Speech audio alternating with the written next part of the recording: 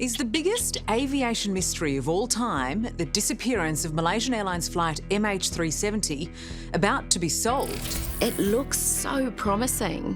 When I get goosebumps because I feel this is it. Did you know that the mysterious disappearance of Malaysian Flight 370 is one of the most tragic and confusing events in aviation history? For many years, experts and people in charge worked very hard to find where the missing plane was, spending a lot of time and effort. Recently, a group of researchers made an unexpected and important discovery, showing where this well-known flight ended up.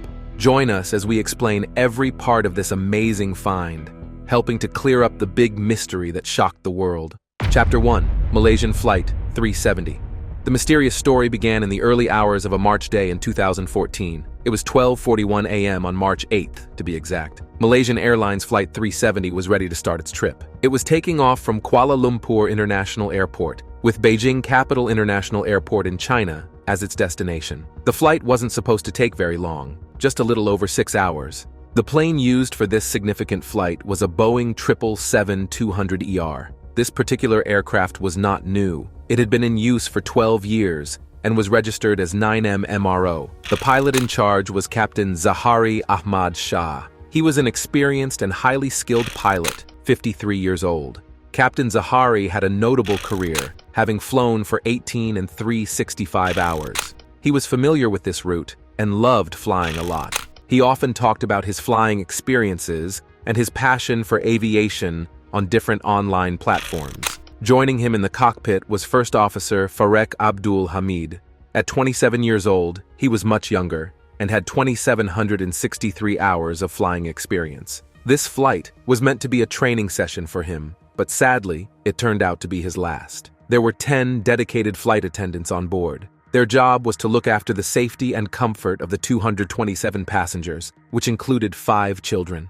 Most of these passengers were from China. However, the plane also had people from various other countries, 38 Malaysians, and individuals from Indonesia, Australia, India, France, the United States, Iran, Ukraine, Canada, New Zealand, the Netherlands, Russia, and Taiwan. As the aircraft left runway 32R, it flew up into the dark night, heading in a northeast direction over the South China Sea. When the plane got to its cruising altitude of 35,000 feet, the crew contacted Kuala Lumpur Air Traffic Control to confirm their height. A bit later, as the plane was about to enter Vietnamese airspace, Malaysian Air Traffic Control sent a standard "good night" message. This was a signal that they were handing over control to the Ho Chi Minh Air Traffic Controllers. Captain Zahari replied with "Good night Malaysian 370," a typical response from a pilot when switching airspaces. But then, something unusual and mysterious happened. As soon as the plane flew into Vietnamese airspace, it disappeared from the radar. Its transponder, which is a device that sends out important flight information like the plane's number, altitude, speed, and direction, stopped working. This sudden malfunction made the plane invisible to radar, and the people on the ground had no idea where it was or what was happening to it. What made the situation even more strange and unsettling was that there were no distress signals or messages about bad weather or technical problems from the crew before the plane vanished. Around 1:30 a.m., the flight was detected again by both Malaysian military and civilian radars. But curiously, the plane was not following its planned route. It first turned back, then flew southwest across the Malay Peninsula. After that, it changed direction again and headed northwest across the Strait of Malacca. No one knows why the plane made these unusual moves. Was it because of a technical issue, a purposeful action, or something else entirely? During this confusing time, the pilot of another plane tried to get in touch with Flight 370. They used the International Air Distress Frequency to pass on a message from the Vietnamese Air Traffic Control, asking the Flight 370 crew to respond. The other pilot managed to make a connection, but the conversation was unclear. All they could hear were unclear sounds and static, making the whole situation even more puzzling and worrying. As the world slept, a shocking mystery unfolded in the skies. A plane vanished into thin air. Chapter 2. The Vanishing. One early morning, when everything was calm and quiet, something alarming happened at 2:22 a.m. The Malaysian military, which was always carefully watching the skies with its radar, suddenly lost sight of an airplane. This took place over the deep and dark waters of the Andaman Sea. The radar going quiet was a bad sign, suggesting that something was wrong. Not long after, at 2:40 a.m., things got even more worrisome. The people in charge of watching the skies, known as air traffic control, called Malaysia Airlines with some startling news. They said something that was hard to believe. Flight 370 had disappeared from their radar screens, and they couldn't see it anymore. This news was very troubling for Malaysia Airlines. They immediately started trying to find the plane. They called different places that help control air traffic and even spoke to other planes flying nearby to see if they knew anything. They were desperate to find out where Flight 370 had gone. As the sun started to rise at 5:30 a.m., the search got more intense. They were now fully committed to finding the plane, focusing on two key areas, the South China Sea and the Gulf of Thailand. These were the last places the plane had been in touch with the people watching the skies. The need to find the plane was very strong, and everyone was doing their best to locate it. After the plane went missing, lots of people were talking about it in the news. There were many different stories from people who thought they saw the plane. On March 19, 2014, different kinds of people, like fishermen, oil rig workers, and people living on the Kuta Huvadu Atoll in the Maldives, shared what they saw. They all said they saw a plane that looked like Flight 370. Some of these stories were really detailed. Near the coast of Kota Baru, a fisherman saw a plane flying very low, which was odd and worrying. Far away, 299 kilometers southeast of Wong Tau, an oil rig worker saw something scary. He said he saw something burning in the sky that morning. The Vietnamese authorities thought this story was important, so they started a search and rescue mission because of it. Fishermen from Indonesia also had a scary story. They said they saw a plane crashing near the Malacca Straits, making the mystery even bigger. 3 months later, a British woman sailing in the Indian Ocean had a similar story. She said she saw a plane on fire, which was both frightening and confusing. All these different stories made the disappearance of Flight 370 even more mysterious. Each story was different, but they all suggested something strange and tragic had happened. There were more questions than answers about what happened to the plane and the people on it. The search continued, driven by hope and the need to find out what happened in this sad and mysterious part of aviation history. Initially, the search for the missing plane focused on the South China Sea. This made sense because the plane was supposed to be flying there. But then, everyone was surprised to learn something new. Flight 370 had left its planned route and was flying west. This changed everything. It meant the plane wasn't where they thought it was. So the search moved to a new area, the Strait of Malacca and the Andaman Sea. This was just the start of a mystery that got more confusing as time went on. Later, some important information came from signals the plane sent to a satellite. These signals were like secret messages, showing that the plane was still flying long after it vanished from radar. This was a big shock. The plane had been in the air for about 6 hours, and no one knew where it was. March 15th was a very important day in this strange story. It was a week after the plane had mysteriously disappeared. On this day, a company called Inmarsat shared some crucial information. It didn't say exactly where the plane was, but it gave some helpful hints. It suggested that the plane could be in one of two places. Maybe it went south, ending up somewhere in the Indian Ocean, southwest of Australia. Or it might have gone north, stretching from Vietnam to Turkmenistan. With the plane gone, the search takes a desperate turn, leading to more questions than answers. Chapter 3: Searching in Vain. When it became clear that the airplane wasn't where they had been initially looking, the people in charge decided to significantly change their search strategy. They ceased their efforts in the South China Sea, Thailand's Gulf, and Malacca Strait. Shifting their focus, they started considering two new potential routes that the plane might have taken. However, there was a problem with these new routes. The northern route, which would have required the plane to fly over countries like Thailand and Kazakhstan, didn't seem very plausible. If the plane had taken this route, it would have had to fly through airspace that was constantly monitored by military radars. The countries in this region were quite sure that their radar systems would have detected an unfamiliar aircraft flying in their airspace. Because of this certainty, they quickly dismissed the northern route as a possibility. With the northern path now out of the question, the search area grew significantly larger. It was divided into two main regions. The first region was the southern arc, which extended into the deep and remote parts of the Indian Ocean, quite a bit southwest of Australia. The second region was even bigger, encompassing areas of Southeast Asia, parts of Western China, and the Indian subcontinent. The expansion of the search zone made the situation more complicated and uncertain than it already was. On a very sad day, March 24, 2014, the Prime Minister of Malaysia, Najib Razak, stepped forward to deliver a heart-wrenching message to the world. With great sadness,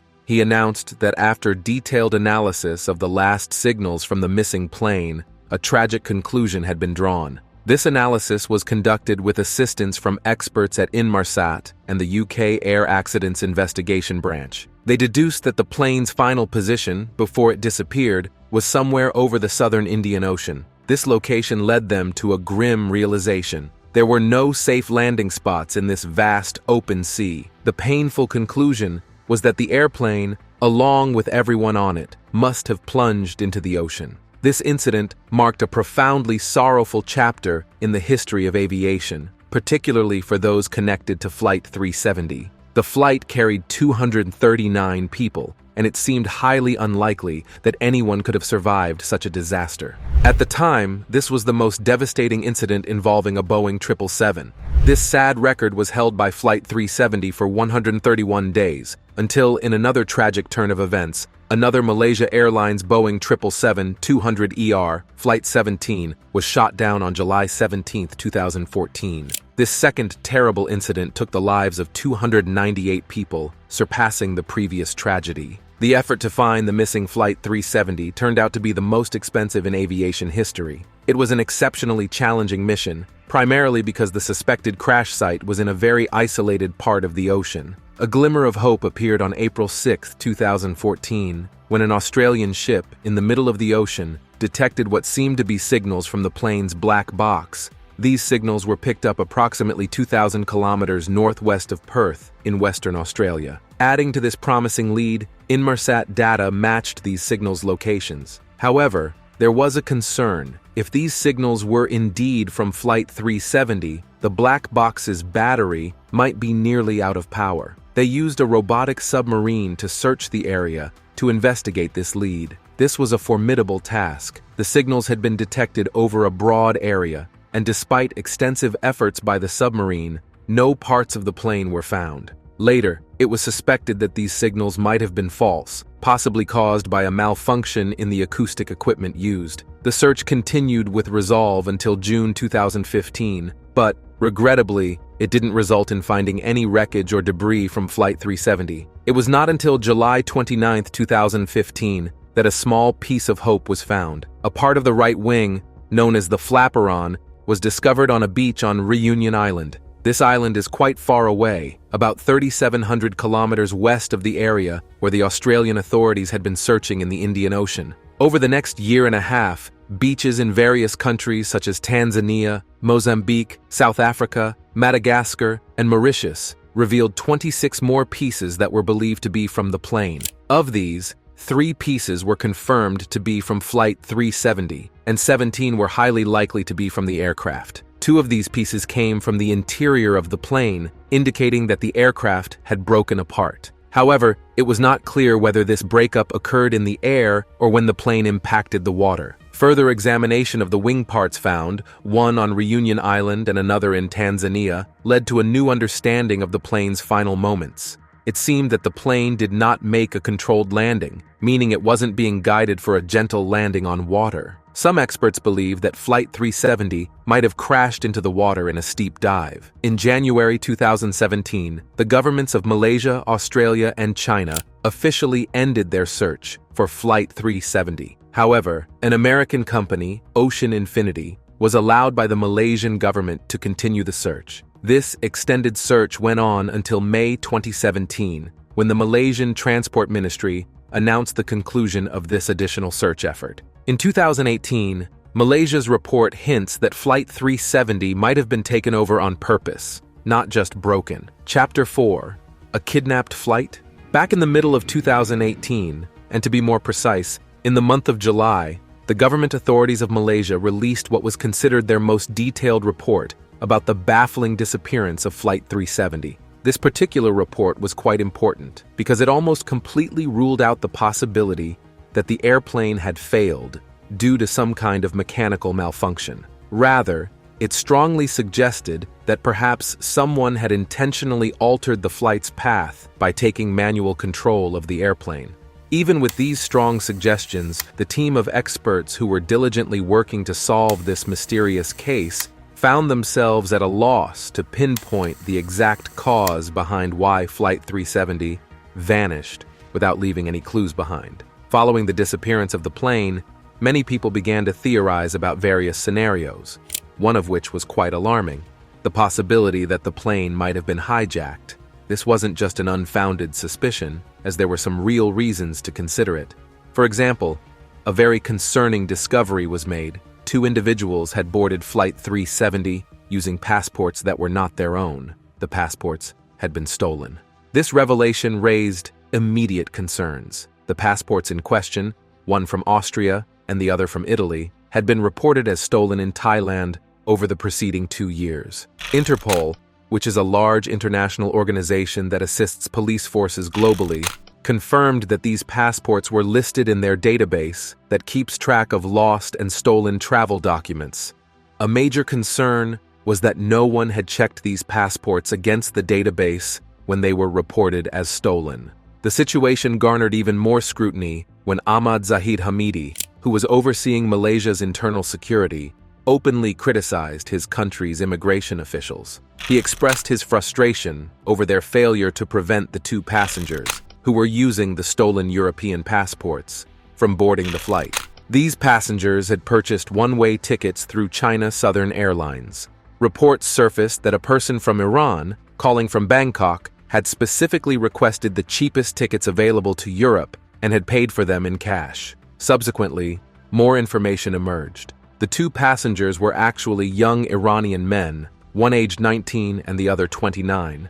They had legally entered Malaysia on the last day of February, using their authentic Iranian passports. Speculations arose that these men might have been attempting to seek asylum. The head of Interpol even mentioned that they were leaning more towards the idea that this was not a case of terrorism. In the aftermath of the enigmatic disappearance of Malaysia Airlines Flight 370, teams from the United States and Malaysia began an exhaustive investigation into the backgrounds of everyone on the flight manifest. They painstakingly examined the life stories of each passenger. Concurrently, the Chinese government closely scrutinized the Chinese nationals on board. Their investigations made one thing clear: there was no indication that any of these people were connected to any kind of violent or terrorist activities. However, one individual momentarily attracted attention. This person was a flight engineer working for a Swiss jet charter company. His professional expertise in aviation made the authorities momentarily suspect him as a potential hijacker due to his specialized knowledge. Amidst all the circulating hypotheses and conjecture, one particularly sensational theory was proposed. Some theorized that Russian agents might have taken control of the plane. According to this theory, they deliberately crashed it in the remote deserts of central Kazakhstan. The proposed motive behind such an act was to divert attention from Russia's contentious actions in Crimea at that time. This theory conjured up images of international espionage and drama, although it lacked solid proof. As more information came to light in the perplexing case of Flight 370, one detail particularly captured the public's attention and sparked extensive discussions. Reports indicated that the cell phones of the passengers were still ringing long after the plane had vanished. In a desperate search for any trace of their loved ones, distressed family members repeatedly called the phones of those on board. To their surprise and bewilderment, they were greeted with the familiar sound of ringing. This led to rampant speculation on various social media platforms, with people wondering if the plane hadn't actually crashed, as most had assumed. There was a slight hope that perhaps it wasn't submerged at the bottom of the sea. However, this small beacon of hope was quickly addressed by telecommunications experts. They clarified that a cell phone ringing does not necessarily indicate that the call is being connected to the phone on the other end. When a call is made to a cell phone, the network first tries to locate the phone and establish a connection. If the network is unable to connect the call after several attempts or rings, it typically just ends the attempt. Therefore, The ringing heard by the families was likely just the network's attempts to connect the calls. While this explanation provided a technical reassurance, it did little to alleviate the deep sorrow and confusion surrounding the fate of the missing plane and its passengers. The mystery deepens with Flight 370's sudden turn and silence. Was it hijacked or something else? Chapter 5. Captain Zahari. The vanishing of Flight 370 is a real puzzle. This plane, with many people on board, just disappeared one night. People have come up with a lot of ideas about what might have happened, like someone taking over the plane, but not everyone believes this. Let me tell you why some people doubt this idea. The plane was flying at night over the Gulf of Thailand when it suddenly turned around. It then went over Malaysia, flying past big cities and small towns alike. After this big change in direction, nobody heard anything from the plane.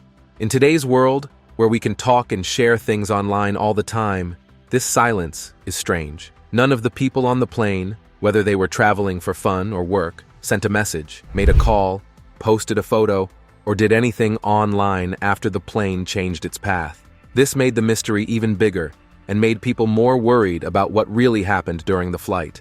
In our time, when everyone is always connected, it's really weird that nobody from Flight 370 said anything. This has made many experts argue, and guess what happened? Most of the people on the plane were from Malaysia and China, where pretty much everyone has a phone, especially those who go to other countries. So why was there no word from them? Did they not want to talk? Could they not? Or were they not allowed to? Maybe the plane was so high up that their phones didn't work. Or perhaps they tried to reach out, but couldn't. Each of these ideas adds to the mystery. As more people look into these ideas, the story of Flight 370 becomes more complicated and interesting, and everyone is waiting for some hint to solve this big puzzle. The military radar saw something strange about Flight 370. After it turned, it flew really high, way higher than it should have. It went up to 45,000 feet, when it was only supposed to go up to 43,100 feet. Then, as it went over Malaysia, it came down to about 23,000 feet, before going back up to 29,500 feet.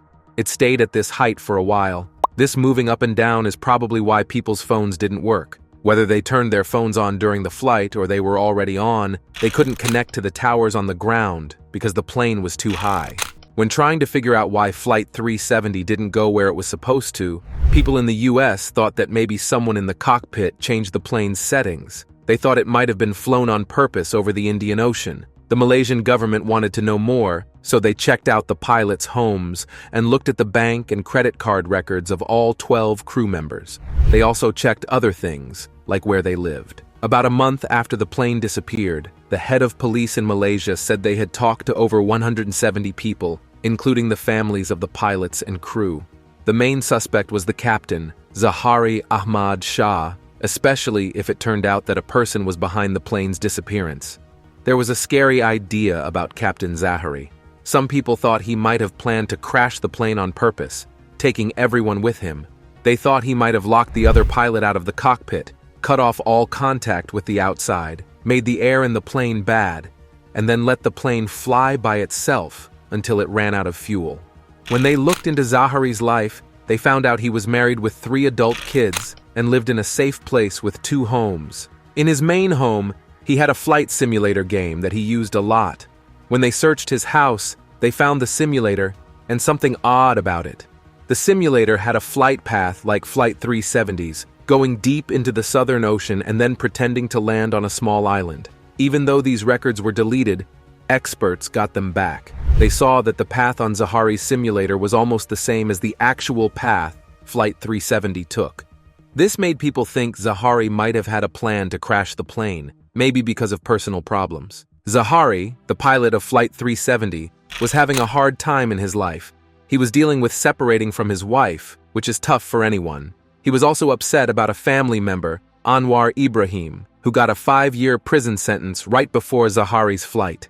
This could have made him more upset, but Zahari's wife said he wasn't having these problems. His family and friends agreed, saying he loved his family and job too much to do something bad. As the investigation went on, the police in Kuala Lumpur worked with experts from the FBI to look at Zahari's flight simulator. They checked it really well and found nothing to show Zahari planned to take over Flight 370. This led the investigation in a new direction. Then they started to look at Farik Abdul Hamid, the co-pilot. They found out something shocking. While the plane was flying low along Malaysia's coast, Farik tried to make a phone call from his own phone. The call got cut off quickly. Later, they confirmed that the call did connect for a short time with a tower in Penang State. They think the call ended because the plane was moving fast and left the tower's area before it could connect to another one. New clues emerge. The co-pilot tried to call someone mid-flight. What secret was he hiding? Chapter 6. Farik's secret hint. The enigma surrounding the situation grew as the specifics of this particular phone call stayed hidden. Everyone was wondering, who was Farik trying to contact at such a pivotal moment? The officials and people involved in the investigation were not saying anything. They kept the details and the intended person for the call a secret. With all this secrecy, rumors began to spread fast. People were quietly suggesting different ideas without any real proof. Some thought that Farik, perhaps dealing with personal problems, might have made a sudden, extreme decision. It was rumored that he could have taken over the airplane, deliberately turned off its systems, and locked himself in the cockpit. If this was true, it would have been a terrible situation. The people working on the plane and the passengers would have been stuck, unable to get into the cockpit during an emergency.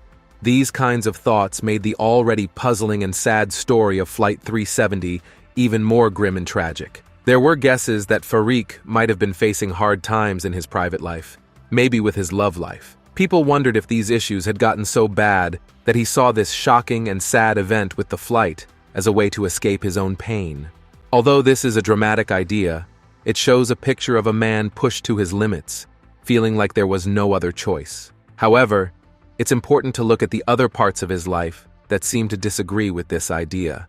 Farik wasn't just any pilot. He was deeply in love and about to start a whole new part of his life. He was going to marry another pilot, 26-year-old Captain Nadira Ramli, who worked for another airline.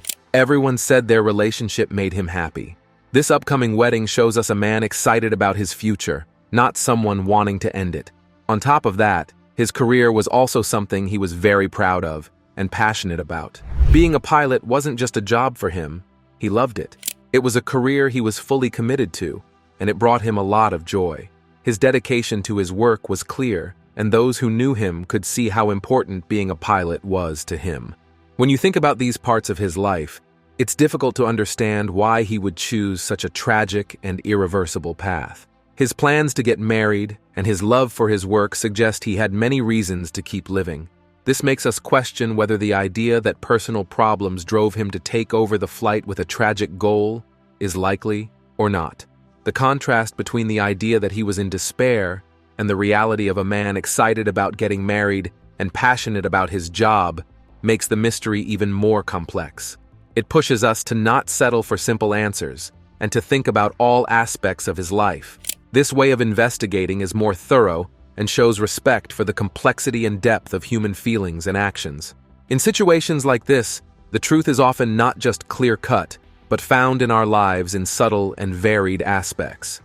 What's your theory on the Malaysian Flight MH370 mystery? Share your thoughts. Smash that like and subscribe.